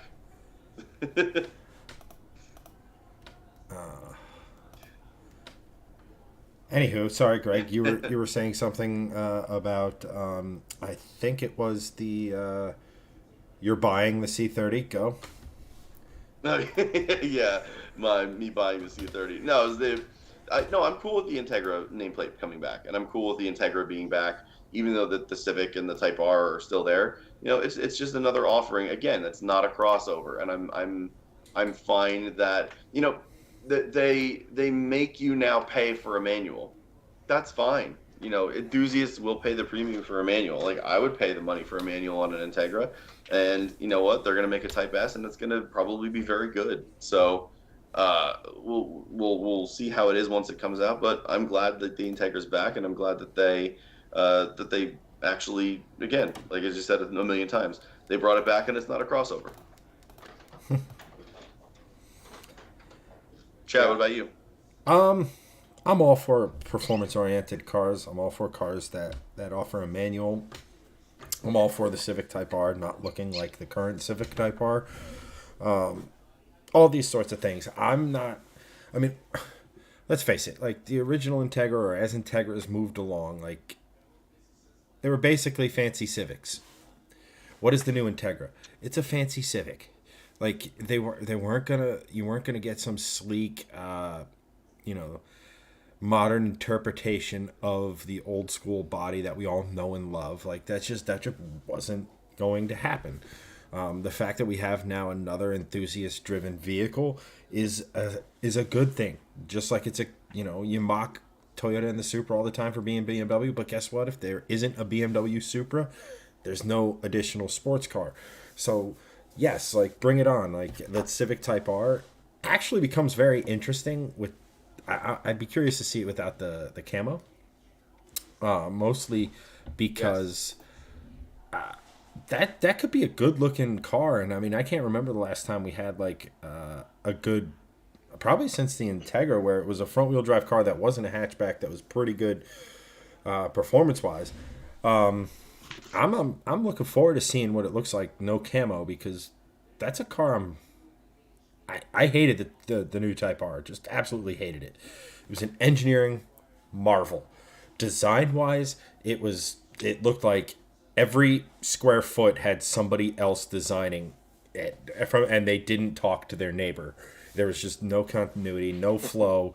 And then Tell us how you really feel, man. And then someone took a samurai sword to all of it to be like, look, it kind of mixes together and looks right. Like, I just never liked the look of it at all. Angles. I need more angles. Honestly, I wouldn't be surprised if someone, like, while they were designing the back of that car, if, like, someone just moving, like, who was, like, moving offices just fell and all their stuff hit the back of the car. And they're like, make it symmetrical and we'll go with it. Like, it's, but again, anytime there's an enthusiast car, it's a good thing, because we're not going to get many more of Yeah. these cars, so we should celebrate the ones we get. You know, it's not going to be that long before a lot of your performance type cars are some form of hybrid or electric. Like, it's, I'm not saying it's right around the corner, but it's coming. And to Hanson's point earlier, the business case for a sporty or sports car is getting less and less and less. So we shouldn't be crapping all over these cars regardless after I just crapped all over the Type R. But it's a good thing because the new one looks way better and it's progress. Yeah. But we should So be I've got a question for you guys, actually. What's that, my dude? Since we're talking about, having sports cars as anytime we have a new sports car, it's always a great thing. What's if you can think of a fictitious sports car that you could have, what would it be? Thunder Cougar Falconbird. Or that's available for sale in the near future. What would it be? Ooh, So it could be like a future car that they could come out with. Yeah, it's anything like that. It makes sense that the company would sell it, and now you're just hamstringing me. it. An electric sedan. Move on. Hanson's a buzzkill. Okay. For example, if this is a reality, but the GR Corolla was like way out of left field, right? It's like here's this really cool all-wheel drive sports car. Well, not a sports car, but all-wheel drive performance car coming out of a completely sensible company like Toyota. If you could make a fictitious sports car, like what would it be? It doesn't have to be a sports car, but a performance car. What would it be? What would it look like? Would it be like, 4-door sedan, 2-door, 2+2? Any thoughts? I have a couple of answers to this actually, because I strangely think about this question a lot, and it's funny that you bring it up because I always am like, I wonder if this could be a thing now that these other things are out. So my first answer Let me guess, it's a 5-cylinder station wagon. No, although that is on the list. Yes, that will be coming in my top 5. No, the first one that I always kind of think about is I wonder and wish if Chevy would bring back the Blazer to take on the Bronco and the Wrangler, where they do like a Blazer Classic or something like that. It doesn't have to be like an actual like retro car made new like a lot of companies are doing, but they make like a modernized version of like the Blazer Classic. Like I think that would be really cool. Like massive off-road prowess. Same as like the Bronco or Bronco Raptor, Wrangler 392. I think that would be really badass, and that'd be a really cool kind of like who's got the best off-road prowess, from factory.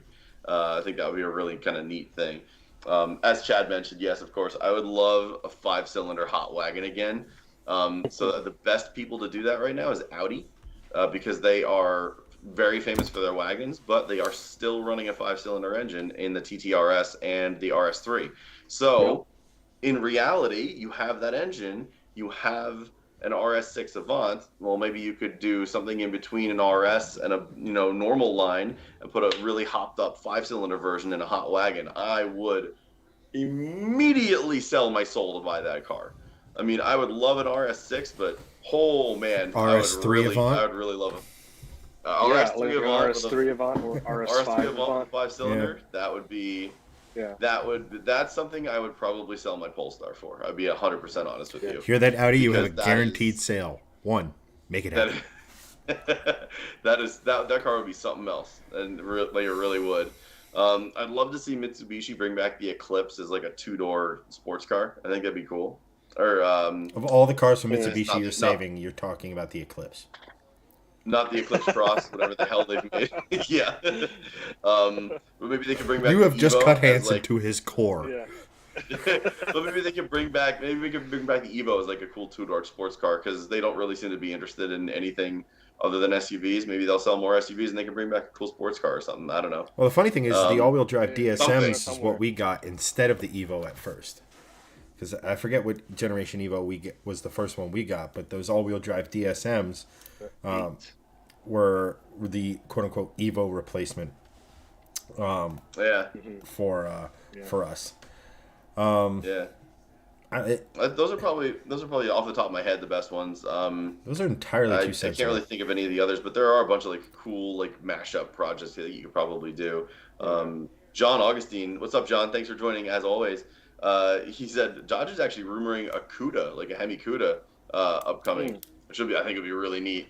Yeah. Maybe that's something they do with the electric muscle cars that they're talking about Well, I think coming out in the future. that would be it, right? I think the Barracuda would be kind of the Challenger replacement, but electrified.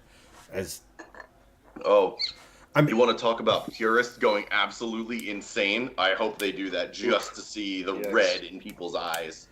They would cry tears of blood.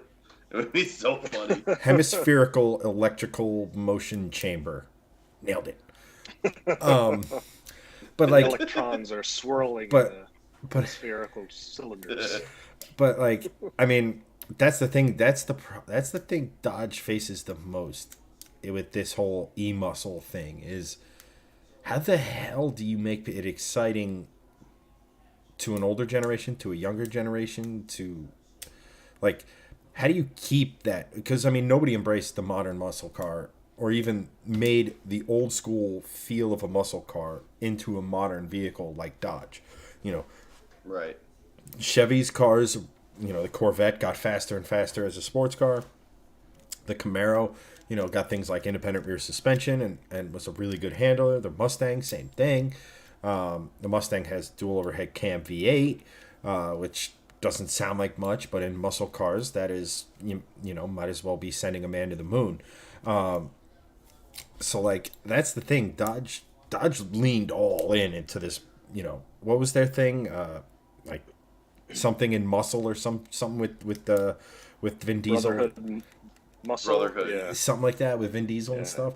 How do you have that brand Something image family related. and then go in the opposite direction of that? I mean, electric cars share a lot, and I understand this might be a weird take, but electric cars share a lot of features with the muscle car. They're bat crazy fast in a straight line. They tend to be a little heavier than other vehicles.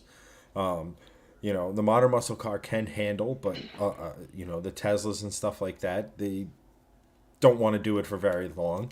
You know, but like electric cars share a lot of the same traits. It's just they miss that visceral experience. And you know, I think I don't will bringing back names like the CUDA, the Daytona, you know, all that other sort of stuff. Will that be a turn off or a turn on for someone who's like, you know what? I did like, is it all going to come down to how these cars look, right? If they don't look the part, nobody's going to buy them. But again, I don't know. And that's why, like, I'm really curious to see what Dodge does with these, because you could say e-muscle all you want, but muscle car is a very loud soundtrack and the EVs aren't. I guess to kind of circle back to your question, Hanson, as far as, let me just understand the parameters. A car that could be built in the future, fills a modern market, and isn't something like, you know, let's make a V12 Trailblazer just because we can kind of a deal. Like, I mean, like that doesn't make sense, right? It's like Right. V12, like what? Right. No one's ever gonna make that. Yeah, I it's mean- at least like somewhat based in reality. Yeah, right. Yeah, it has to be somewhat grounded. Okay. I So, want to see Tesla make a V12 supercar. Like that's never gonna happen. we can That would dream, be awesome, Kenny. but it'll never happen. So Chad, while you're thinking about that, well, I'll share the ones that I've been thinking about. But it's totally plausible, I think. I think Honda should bring back the S2000, because Honda's not really that interesting right now. I mean, they are coming out with the new Civic Type R, but I think it would be really cool if they brought back Accords if they don't do it brought for a you? new S2000. You know, like I didn't hear what you said, but I'm pretty sure it was not that funny. No, it was funny. He said, "What? Accords don't do it for you? You need more But, Accords. Accord yeah. all the things." Yeah, no, I think a two-door convertible kind of like a Miata beater, basically, four-cylinder naturally aspirated that goes up to like 9,000 RPMs. I think that would be really cool to see. The second one, this is more fictitious, I think, but given the success with Hyundai and like the N version of their cars, I think Kia should bring something of their own, and I think they should come totally out of left field and make a rear-wheel drive sports car, like maybe a two-door, or it could be a four-door sports sedan, not the Kia Stinger, but something smaller and with a really hot engine. I think that would be really cool if Kia can do that. That would So that's that's cool. that's And my two. that's super grounded in reality because they originally did it with the Genesis Coupe. So I think Yeah, that Yeah. that would be really nice to see. I think that would be awesome. Um, Same yeah, thing with the and S2000. yeah. So yeah, believe it or not, Hanson, we're somewhat in agreement. I'll give you a moment to let the magnitude of this momentous occasion sink in. But I'm writing this down. yes, mark it Mark your calendars. noted for the record, please. But I think something, not a lot, but a smidge, like the S2000 concept. I dig the hell out of the S2000. I'm not so much a fan of the fact that it's a drop top, but that's a personal taste or whatever. But some sort of two door, long nose, short deck, classic front rear layout, but not along the lines of like a BRZ sized vehicle, just something that somewhere sits between the size of, you know, and this could be, I don't know who would make it. I mean, it would probably Hyundai, just because they don't currently have something like this and they're leaning into the N division. But something like you said, something that's high revving, naturally aspirated, makes somewhere in the neighborhood of 305, 350 horsepower.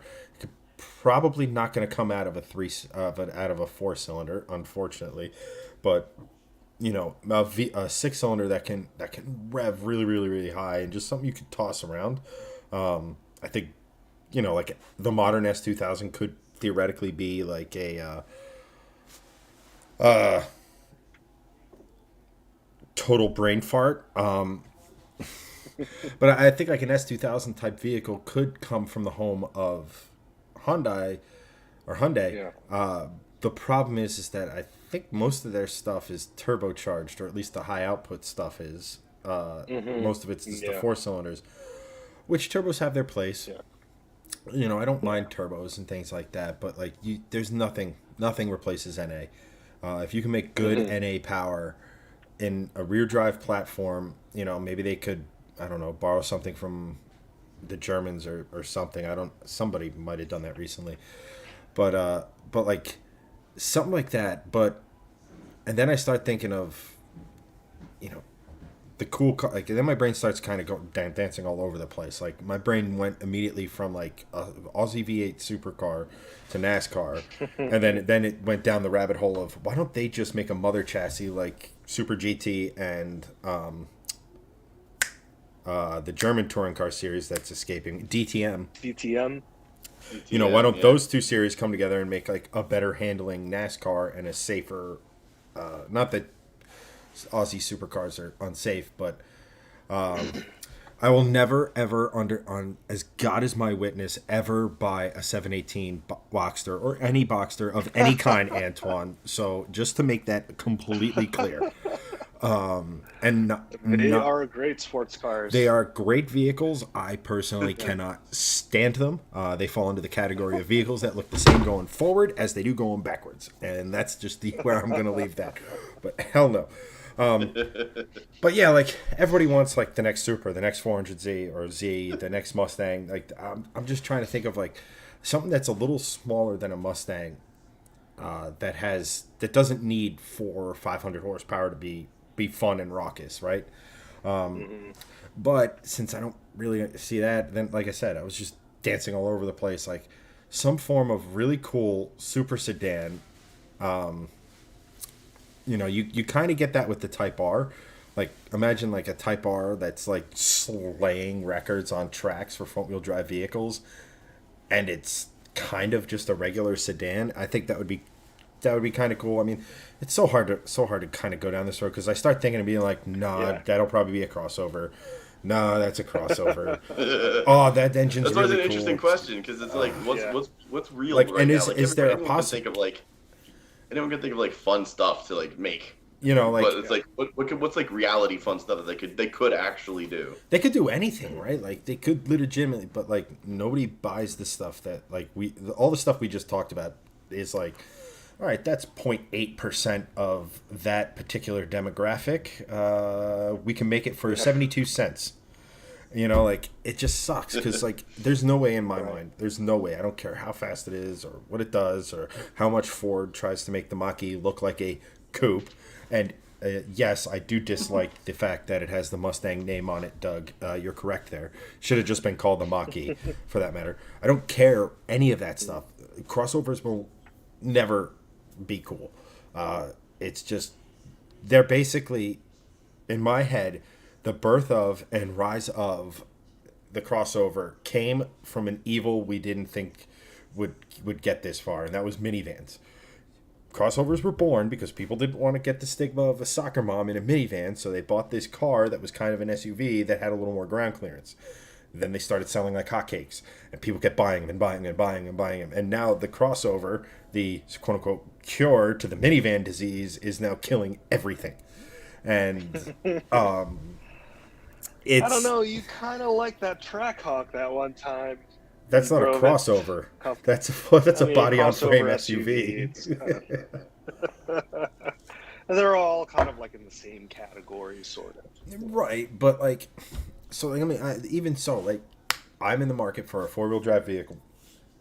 Crossover is 100% what makes sense, and it will be 100% not what I buy. I just, it's like I said, Yeah. man. There's something about them that is just. You mentioned the Trackhawk, right? Like that's a Jeep with a Hellcat engine that does on road. It's just such a like it's a Jeep. It shouldn't be only good on road, but it shouldn't have a Hellcat engine. But it's sweet. But it does. But like it's a confusing vehicle, right? Like, and I'm sure you could jam. It makes sense in a parallel universe, and it somehow transported itself to this multiverse or whatever. Yes. Blame Stephen Strange. But like again, like the regular crossover just does. I mean, you. Greg talks about the fizz that James May famously coined, and like if those cars leave me fizzless. Like it's just the way it is. And again, I understand I'm in a different circumstance, right? Greg, you're married, 2 kids. Hanson, you're married, possibility of kids, right? Like I'm not married, don't plan on ever having kids. Sorry, ladies. I'll give you a moment. I'll give you a moment to contain your heartbreak. But like The 1% of our audience is weeping. fantastic. We now have no female viewers. And they've just logged off. That's good. So, but like that's just it. Like it's the old, we're all car guys. You guys tend to see the logic in life way more than I do, especially in these sorts of things. But if I'm building my future car, I want a 2-door, long hood, short hood, high revving, small displacement V8, 400-ish horsepower, manual transmission, and just more grip than power. So like, kind of like how my Mustang is now, just smaller. Sells millions Okay. in my own head. I feel like that does have a possibility because it's not like out there. It's not like it's not like the Tesla making a V12. Like it's not like totally like unreasonable. Like there are companies that could make a slightly smaller car with about 400 horsepower, naturally aspirated. It would probably be a turbo at that level, given current market. But it's that honestly, it really isn't out of the question for a bunch of different manufacturers, especially in the Yeah. exotic realm, because like all these hypercars and supercars are going the direction of just like totally bonkers. I wonder if in the next 10 to 15 years we're going to start seeing supercar makers still get that like exclusivity with low numbers, high price, but they start going for a little bit less in the performance to open up a new market of people that have new money through like cryptocurrency that have made like they've minted a whole bunch of crazy millionaires, and they try to do 125 to They're now 150,000. thousandaires.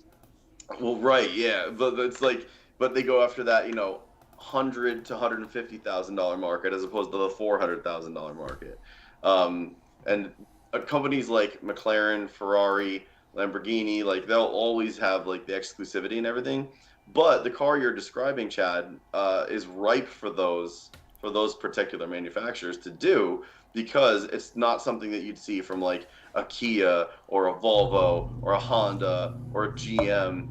They have resources to potentially do that, but I see that idea that you've put forward as more of an exotic what if. But it could be possible, I think, potentially through those avenues.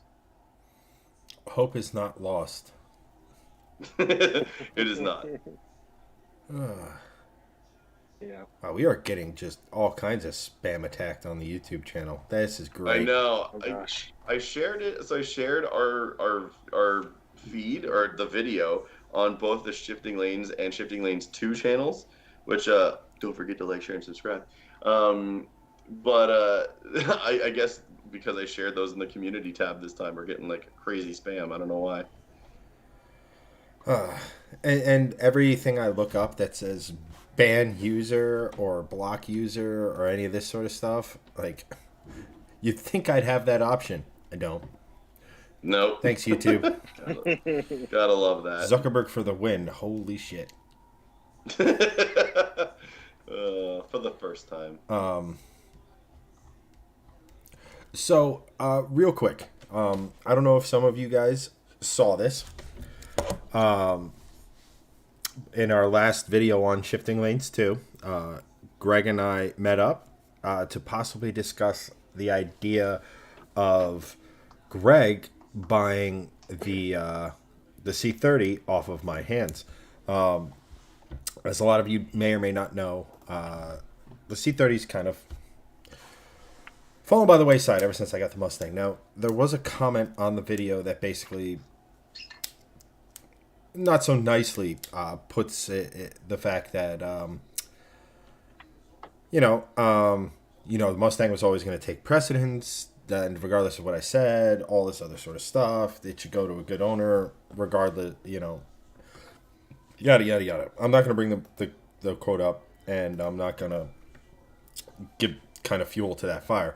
What I did want to explain is the main reason the C30 disappeared on Shifting Lanes, and I haven't really gotten to it, is simple. We've all had project cars. We've all hit a point of frustration. I know Hanson can very much empathize with me on this with his S60R. But there hits a certain point of frustration where cars that shall not be spoken about. Yeah, it's just you just don't. You either want to get rid of the car or you just, like, for me, I wanted to hold on to that car for as long as I possibly could, just in the case that I could, come to, like, stuff with the Mustang slows down or any of that, and I can get back to the C30. But I'll be 100% honest. When I took that car in and I had the caster issue and we thought it was the subframe, and the subframe did not fix that issue, it killed whatever I had left for that car. It killed, like, I was like, I'm going to keep this car around. It makes for a good car because obviously the Mustang's not great in the colder months and everything. But that's basically, it was a highly modified winter car, which coming out of this spring, I was thinking maybe we could get to it, but I got to stop kidding you guys, the viewer, and myself. It's time for it to go. And it has to go to a deserving home. It has to go to someone who has a passion for the cars, who's going to treat it well, drive it, treat it the way it needs to be done, respect it because the C30 has its following. And Greg, you mentioned more times than not that I'm not really a Volvo guy, or I'm more of a Mustang guy, and it's not so much that, it's the fact that I've got to meet a lot of these really cool people who are passionate about these cars, and I'm not as passionate about mine because it's become such a problem child. Not that it's not something that couldn't be fixed, but a lot of things in life, when it hits you over and over and over again, you kind of want to make sure that. So this year, it's going to a rightful owner. I really hope it's Greg, just because I know he will do it justice. But I know there's tons of you guys out there who I'd be more than happy to sell the car to, because you guys are crazy good fans of the Volvo brand. I've met so many of you via the C30 events and things like that. So I just wanted to clear the air on that stuff real quick, just because that we try not to let YouTube comments or any of that sort of stuff get to us. It's just some people are idiots and you just got to move on and learn to live with it. Not saying this guy was. I'm just saying that was a comment that hit me, and I wanted to kind of clear the air a little bit to all 13,000 of you watching. Yeah, that's cool. And I have said that, like, you guys aren't really like huge like fans of Volvo, which isn't true. Like, both of you really like the new Volvos that are out there. We've discussed this at length. Both of you think it's some of the best design out there on the car market. I just meant, like, you guys aren't like as enthusiastic really as Volvo. You're not like Volvo guys. Like, I'm a Volvo guy. Like, I'm really like entrenched in the brand. I love Volvo. Like, but it's the same thing as, like, if I owned a Mustang, like, I'm not really a Ford guy either. I'm not really yeah, exactly. Like, you're wearing the hoodie. Like, you still think the C30 is a cool car. Like, I don't think that's in question. The C30 is a cool little car. It's quirky. It's a two-door hatchback that was basically the same platform as the Focus RS from the UK of the time period. So it's an interesting, cool little hatchback, and it's got a great following. But like, the thing is, like, again, like, you guys aren't like supreme Volvo enthusiasts the same way I am. Just like, I'm not really a huge Mustang enthusiast the way like Chad is, for that comparison. So, like, I totally understand. Like, if it's a car you're not like extremely enthusiastic about, then it deserves to go to like a good home, and you should focus on what you're more enthusiastic about. And that's sort of like the whole reason why we started the second channel in the first place. Was it's more of a place to not only house like highlights for this stream, which you can go watch on our second channel back, and if you've never known that, we do put highlights from our live stream on that channel. But it's also because, like, we wanted to turn that into like our passion channel. So if we do end up getting like, we own these cool cars now, like my V60 Polestar, your S550 Mustang, Hansen's Veloster N, or if we get other cars in the future, like sports cars or what have you, if we're lucky enough to own really cool cars, like, that's where that channel is going. Because it's not just like, we're not doing it for the views. Like, we can get views from those cars, cool, that's great, but it's more about like bringing passion into the videos that we make, and then people will just like it from there. That's the whole premise of it. 100%. And yeah, no, it's that's the whole reason, like you said, that channel exists. And hopefully people come back for our passion, and they enjoy us being us. I think we got away from that from a second, and then, like, here's an avenue of us being ourselves and things like that. I think a lot of like our returning viewers will kind of get an idea for our general personalities here. You have Greg, the quirky, passionate guy, Hansen, the articulate engineer, and me, we'll just call it what it is, the asshole. So, like, accurate, so accurate. And just think, these guys voluntarily talk to me every day. What does that say about our personalities? Yeah. Exactly. We need help. Much. But that's what we're hoping to bring you with, like, the second channel. Hansen absolutely crushes the OEM stuff. So if you're looking for thank you. For consumer advice, we have a huge library. That's crazy for me to say, given how it feels like yesterday we started this whole thing. But we have a pretty big library of cars, used stuff that would be used or off lease by now, and the latest and greatest stuff. So definitely check that out. Christian McGraw is excited for Greg, it looks like. I don't know why, but he relates to me. So, Christian, you're a winner. Christian secretly loves me. You know you love me. Shut your damn mouth. Oh, thanks, Christian. We all wish we were as cool as Hansen. That is an absolute fact. Yeah, we actually, in the chat, his name is actually the other side of the pillow. Super cool Hansen. Oh yeah. Ooh, sad. It's like Hanson's cool was here, and then we still love you, buddy. Hanson was cool, and then Chad ruined it. Yeah. I'll take it. That's great.